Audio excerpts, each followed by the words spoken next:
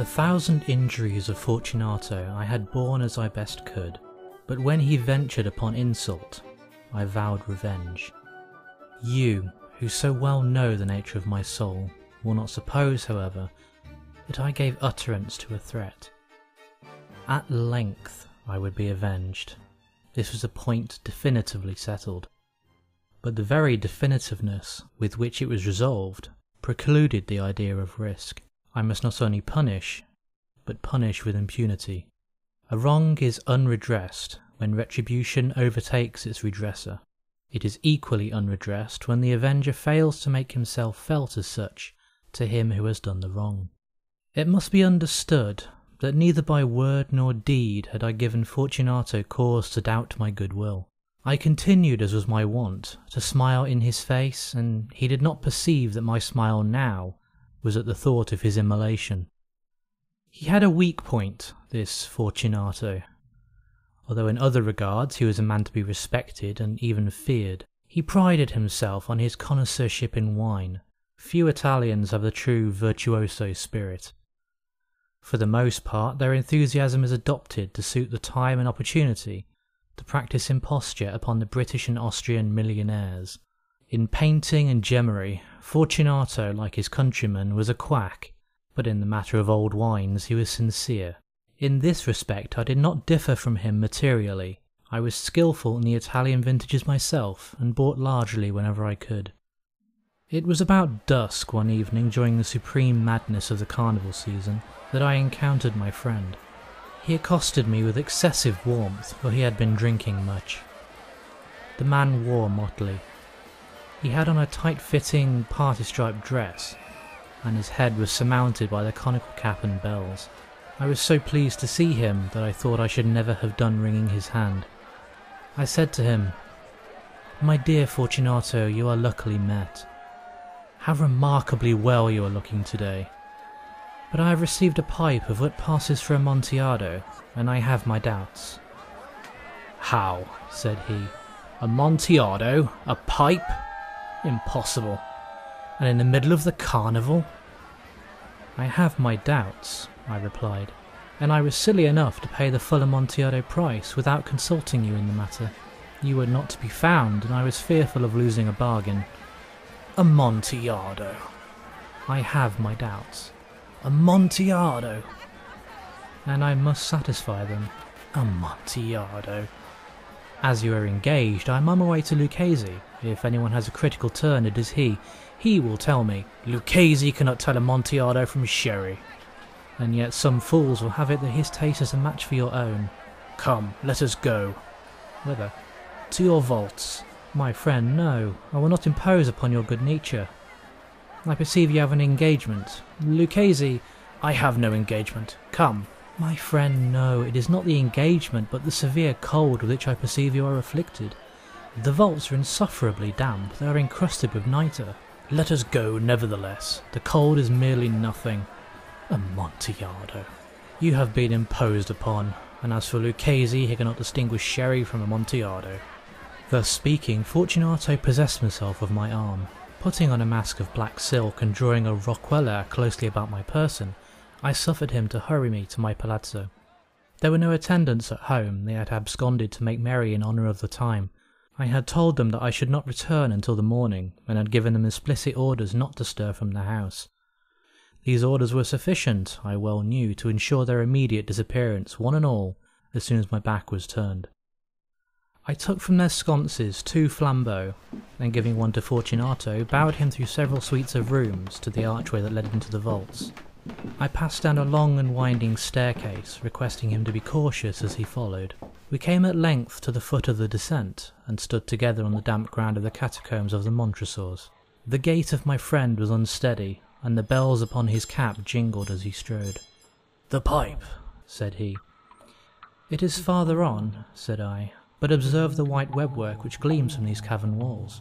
He turned towards me and looked into my eyes with 2 filmy orbs that distilled the rheum of intoxication. "Nitre?" he asked at length. "Nitre," I replied. "How long have you had that cough?"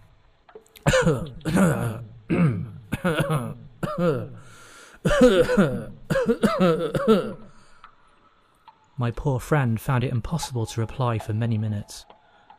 It is nothing, he said at last. Come, I said. With decision we will go back. Your health is precious. You are rich, respected, admired, beloved. You are happy as I once was. You are a man to be missed. For me it is no matter. We will go back. You will be ill and I cannot be responsible. Besides, there is Lucchese. Enough, he said.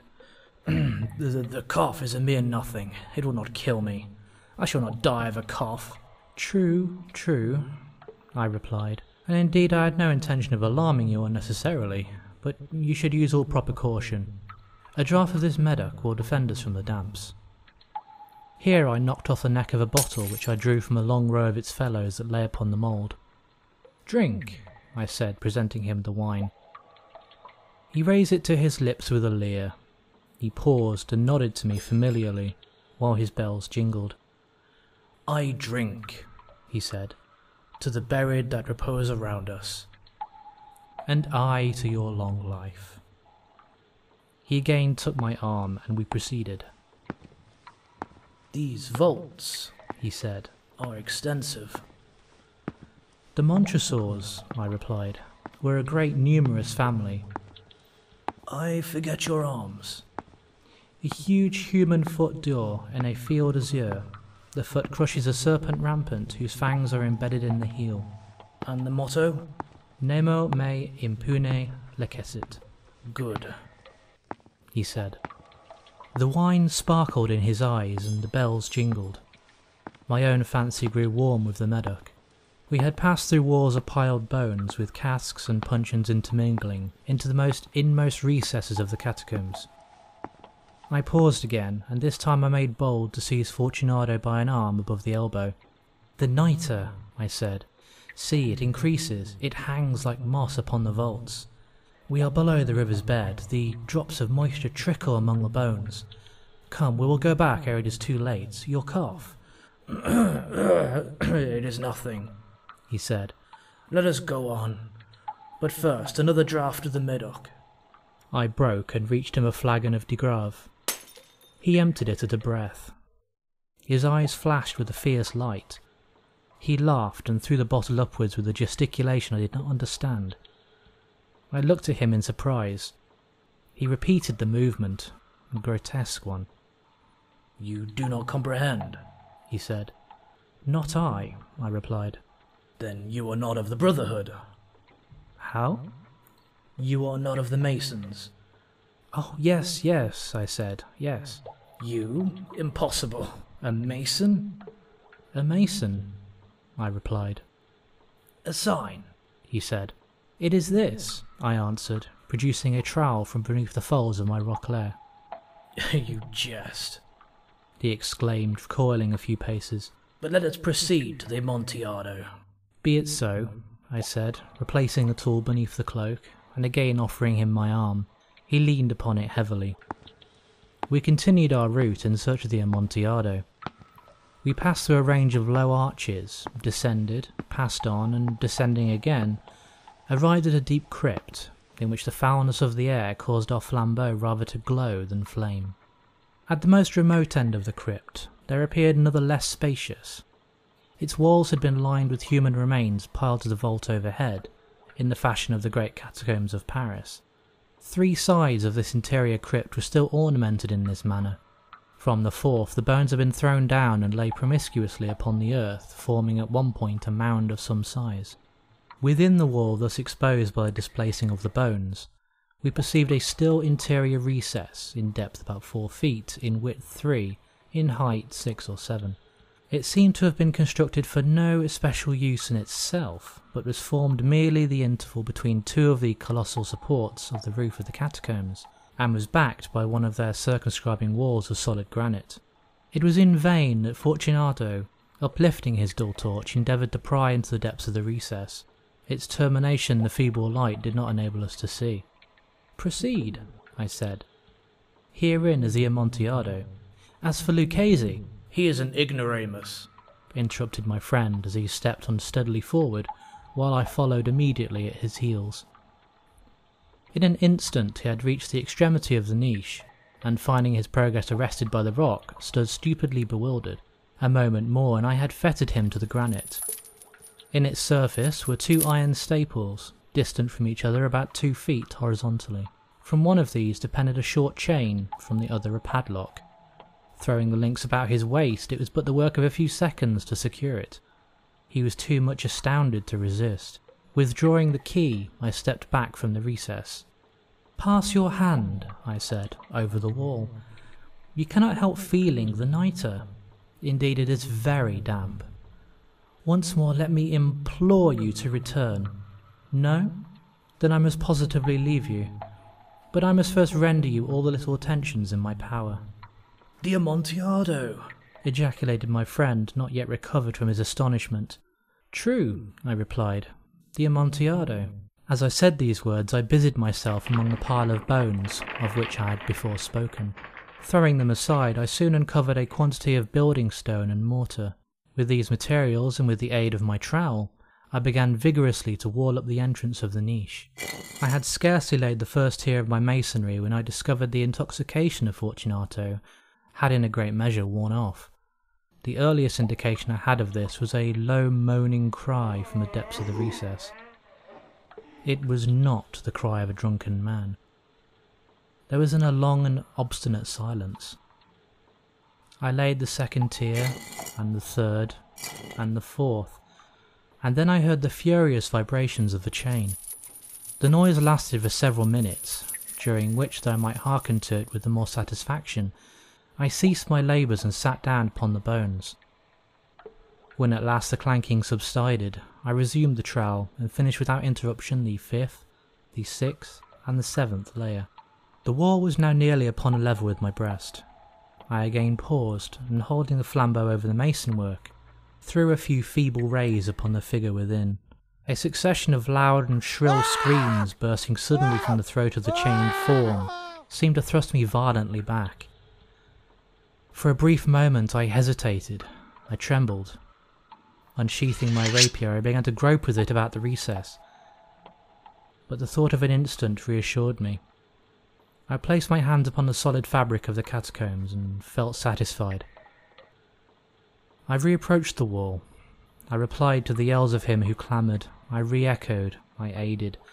I surpassed them in volume and in strength. I did this, and the clamourer grew still. It was now midnight, and my task was drawing to a close. I had completed the 8th, the 9th, and the 10th tier. I had finished a portion of the last, and the 11th. There remained but a single stone to be fitted and plastered in. I struggled with its weight. I placed it partially in its destined position, but now there came from out the niche a low laugh that erected the hairs upon my head. It was succeeded by a sad voice, which I had difficulty in recognising as that of the noble Fortunato. The voice said, "A very good joke indeed. An excellent jest. We will have many a rich laugh about it at the palazzo, over our wine." "The Amontillado," I said. Yes, the Amontillado. But is it not getting late? Will not they be awaiting us at the palazzo, the Lady Fortunato and the rest? Let us be gone." "Yes," I said, "let us be gone." "For the love of God, Montresor!" "Yes," I said, "for the love of God." But to these words I hearkened in vain for a reply. I grew impatient. I called aloud, "Fortunato!" No answer. I called again, "Fortunato!" No answer still. I thrust a torch through the remaining aperture and let it fall within. There came forth in return only a jingling of the bells. My heart grew sick on account of the dampness of the catacombs. I hastened to make an end of my labour. I forced the last stone into its position. I plastered it up. Against the new masonry I re-erected the old rampart of bones. For the half of a century no mortal has disturbed them. In pace requiescat.